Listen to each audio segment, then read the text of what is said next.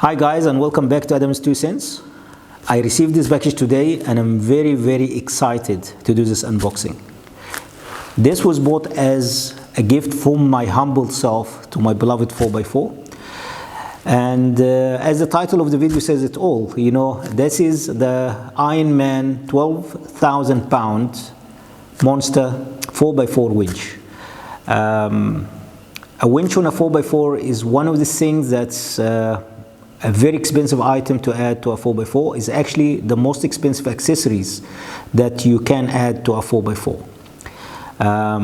However, is it a must-have? No, it's not a must-have. However, it is one of the things that the rule applies. Better have it than need it when time comes. And I can tell you now, in all my 4x4s, since I started actually owning 4x4s, this was in the year 2000, I always had a winch on my vehicle, and I can tell you now, I have not used it many times. I can count actually on one hand the times that I was in a cluster and I had to use the winch to recover. However, it's countless time how many times I have used my winches to recover other people who were trapped or stuck, and it was a bad situation for them if they didn't get help.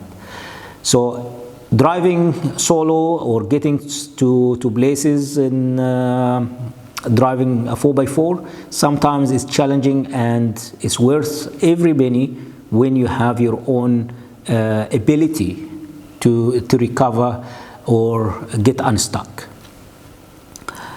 In my previous vehicles, I actually had only the two brands. I didn't have Warn or anything. I had the T-Max and I had the Ironman, and the two brands are Australian made brands, and I love them. They are very reliable. On my last vehicle I had the exact same winch, the 12,000, and that's why I opted actually to use the 12,000. I found it more powerful than the T-Max, and also it's an awesome piece of equipment to have. So let's unbox and see what we have.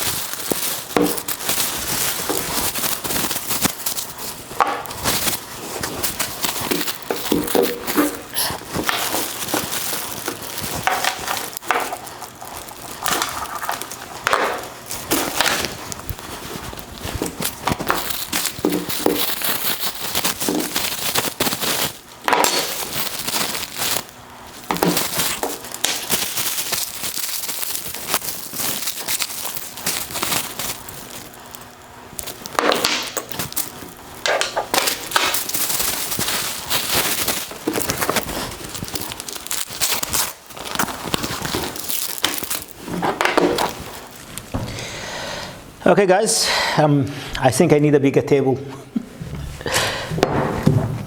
So I'm just gonna arrange the stuff as we can talk. So First thing first, you get all your mounting bolts and screws, the hook and the link, the shackle link, and the spacer that goes in between. The spacer goes in here, in between.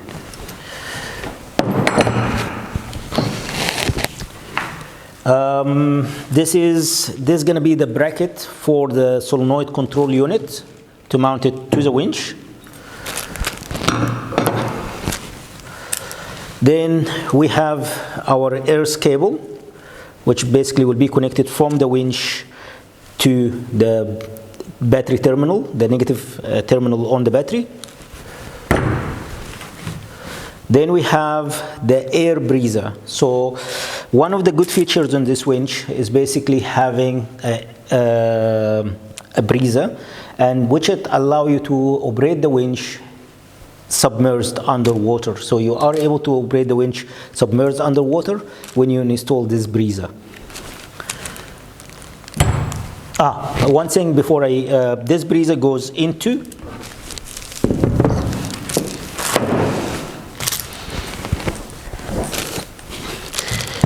this breather will go into this board on the side. Of course, I just want to open it. So it's just basically a normal hose, and in the end here it has a snubber at the end of the tube, and it goes into this board here. The other thing is we get, of course, our manual, and we get this is basically, you added, I cannot remember the English name, to be honest with you, blanky. This basically add on your winch cable or line when the cable is under tension. So you add this one on, and what happens is if the winch, if the cable breaks under the kinetic energy, it will whiplash or whip back at the vehicle or whip back on the catching anything on the side. So this one basically will absorb much of the kinetic energy in the cable or in the rope, and will not allow it to basically lash back to the vehicle or to the side of the vehicle, or the side of the line. Okay, then let's talk about the winch actually. Let's talk about the winch itself first, then after that we go through all the other stuff. So the winch consists of the motor, the drum, where we have our rope or cable, and we have the gearbox. I'm gonna turn it. It's a quite heavy box, heavy winch. It's about 29 kg. So it's quite a heavy items. So we have our motor, and this motor is a series wound 12 volt DC motor, which is boosts 6.4 horsepower or 4.5 kilowatt. That's a lot of power coming from the small motor. Coupled with the gearbox, this is the gearbox, and the gearbox is 3-stage planetary gears, boasting 265 to 1 reduction, gear reduction ratio. For those who don't understand the gear ratio and so on, so basically if we have 2 gears that's equal in size, equal in number of gears, these 2 gears will drive, the driver gear will drive the driven gear at the same speed and the same torque. However, if we increase the size of the driven, increase the size of the driver gear and reduce the size of the driven gear, say 4 times, say for example, this gear here will become 10 toes, this will become 40 toes. It means every revolution of the big gear, it will give me 4 revolution on the small gear. This will increase the speed. I will have speed, but I don't have torque. However, if I change my drive gear to a 10 tooth and my driven gear to 40 tooth, what will happen is I will end up, every revolution of my small gear is a 4 revolution of my of the bigger gear. That will be a slow speed, but will be high torque. So in this case here, we have 265 to 1 ratio. That's a lot of torque generated by this gearbox. All right, the gearbox, this is basically will be our clutch release, and this basically releasing when we try to freewheel the winch. We will use this lever basically either on the winching or on the free wheel. I actually cannot see the position from here, but yeah, engaging or disengaging to freewheel the drum. And generally this used when you're baying out your rope or your cable to anchor it into a point where you're gonna tension the rope and pull yourself on that anchor. When it comes to the rope, okay, so you have 2 types of lines that you get with your winches. You have the steel cable and you have the synthetic rope. There's a lot of debate out there which one is better, but at the end of the day I say everyone has got each of these lines got advantage and disadvantage, and at the end of the day it ends up to the personal preference. So steel cable, for example, the advantage of it is very strong, is long service life. However, the disadvantage, it is heavy, hard to handle. If the strands breaks over time, you can have cuts on your hand while even having glove. You can have cuts on your hand while handling the cable. It kinks. So it's not user friendly. The weight of it also, it's an issue on your suspension. You'll have an extra weight on your suspension, which you're wearing your suspension, you're affecting your fuel consumption, because you're adding this extra weight that you don't need on your vehicle. Not like if you have a 4x4, you worry about fuel. So when it comes to the plasma or the synthetic rope, okay, this Ironman uses Dyneema ropes, which is actually, in their claim is it can stand 5 million pounds of tension. This is a super kill to use in a winch. So basically, in theory, your winch will break before your rope will break. The advantage of using these ropes is very lightweight, easy to handle. There's no risk of cutting yourself. There's no risk of kinking, and so on. The bad thing about it, okay, they don't cope very well with such hot surfaces or sharp corners or something like that, because you can damage the rope, or if you tension it against a sharp edge and so on. And that's one of the things you need to have. Multiple pulleys if you're going to use this one, and make sure you are not pulling on any sharp corners or anything that is sharp while you have tension. They are UV resistant, and one of the ropes that will last also a long time. But as I said, this is a personal preference, and this is depending on the person himself and what he would prefer. I prefer the lightweight. I prefer that I'm able to handle it easily than the wire or the wire cable. I used both. I had both on different vehicles, and this is my preference basically. Why do I go with a synthetic rope? There's not much here to talk about. So this is the motor, and this is basically, as we said, this board is our breezer. We have our positive, and then we have this. This will go to the positive of the battery terminal. This one's actually is your solenoid control box. Will be connected to this two boards. Okay, get it aside. By the way, this video is basically just unboxing, talking about the winch itself. However, there would be one video coming, which is going to be the installation of the winch itself to the vehicle, and hopefully there would be another video where I'm gonna explain the do and don't and how to use the winch when you are 4x4ing, if you are new to that. All right, the other stuff that comes with the winch. So we have, let's start with this one, the solenoids. We have the solenoid control box. Something fell? No. We have the solenoid control box. Okay, and this basically, as we said, we have our earth cable. This one actually is an extender, the one that we had. The earth cable. Okay, we have the life. And these two cables will go to the battery, the car battery. And by the way, you need minimum requirement for this winch of 650 cca or crank amage, I think that's what it stands for. Minimum battery of 650 cca to operate this winch.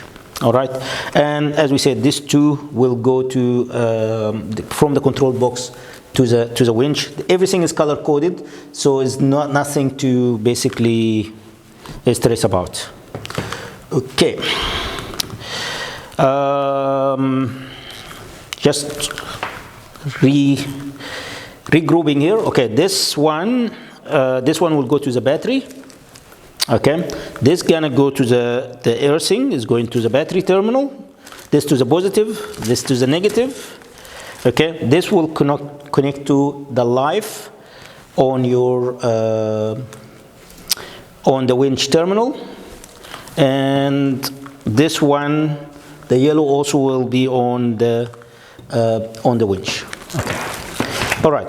If we look here on top I have this board, the connecting board. Inside here is nothing but solenoid and basically a contactor. So okay. In here, this is my, sorry. Okay, the control box, this board in a control box, okay? And this is my controller, all right? The controller is basically got in and it's got out. And very, very nice actually controller. On the T-Max winches that I had, everything was wired controller. And the bad thing about the wired controller is you tend to operate close to the cable under tension. Okay, this is not a safe thing. However, with this one, this gives you the option to go wireless, which it gives you about 30 meters. You can operate 30 meters away from the line. Meaning of that, if the line breaks or anything goes A-shape, you are not in a direct hit from the cable or anything like that. So having wireless controller option, it's great thing on the winches. So if you need to operate this, I think about 3.5 meters, this is actually the cable. If you need to operate wired, you will connect this one like that at the bottom of the controller, and you will connect this one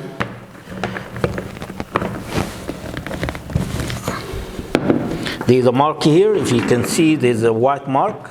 It's a marking that alignment mark, which is aligned the plugs where you go, and that basically will be your in out. This is wired control. And awesome things they also have here, they have a torch or a flashlight or a LED lights, which should operate from this button. Put it on. I'm sure it's not charged. This is a cordless. Sorry, this is going cordless. Sorry, this button is going cordless. The light is here. Okay, it's a very awesome thing to have, especially if you're working, winching, or even using it as an extra tool whenever you're looking for something in your car or whatever. So it's a very nice tool. It's rechargeable. Charges basically from the winch. This button here that I show you, this button basically which takes it from cord to cordless. How do we go cordless or we go wireless? Is pressing this button, and I have this small controller or a small receiver, which it will plug in here. And once you plug this one here,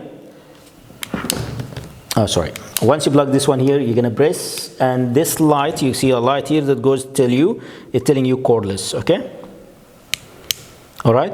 If you go on the other side, there's another LED light here that tell you plug in, which you're operating with the plug. So there's two ways of operating the winch: either going wireless or going with the cord, which was wire.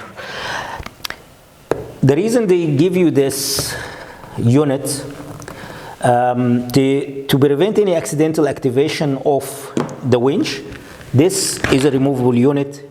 You remove it away from the winch just in case you have accidental operation of the winch when you are near it or driving or any situation where the winch is not needed. So this is not a permanent unit that you leave on your control unit. This is something that you install when it's needed. Okay, so we covered that, covered the controller. So the controller range, 30 meter or 100 feet wireless, 3.5 meter or 10 feet, I think, yeah, it's 10 feet if you are operating with wired or cord. Okay, we covered this one here. All right, this is a lanyard. It's basically, you install it in the end of your hook. Look for the hook. It will be at the end of the hook, and this is basically for handling when you're winding the cable or the line in on the winch. You will be handling it from here, tensioning on the cable as you're winding. So your hand is not anywhere where there's a bench or crush point or bench point while you're winching. Okay, and finally is the fair lead. Okay, this is a fair lead blade. Okay, it's a if you're using the cable, you will have the fair lead, the roller fair lead, which is have 4 rollers, one in the bottom, one in the top, and one on each side. And this is basically to help the steel cable of rolling. Okay, and basically rolling and preventing any damage to it. However, when you use the synthetic cable, if you use it with the roller, there is potential that is going to get stuck between the rollers, in the gap between the rollers and the blade. So this used with the cable, with a synthetic rope. The other one used with the fair lead roller is used with the cable. All right, one thing I have not mentioned, the lengths of the rope. Okay, so the length of the rope is a 25 meter, and the diameter of it is I'm sure it's about, for me it looks like a 9. It's about a 9. Yeah, it's about 9 or a 9 millimeter or 3/8. Anyway, guys, that's basically it with the unboxing. I hope you enjoyed this video. I look forward to the installation video and the testing. Till the next time, please stay safe.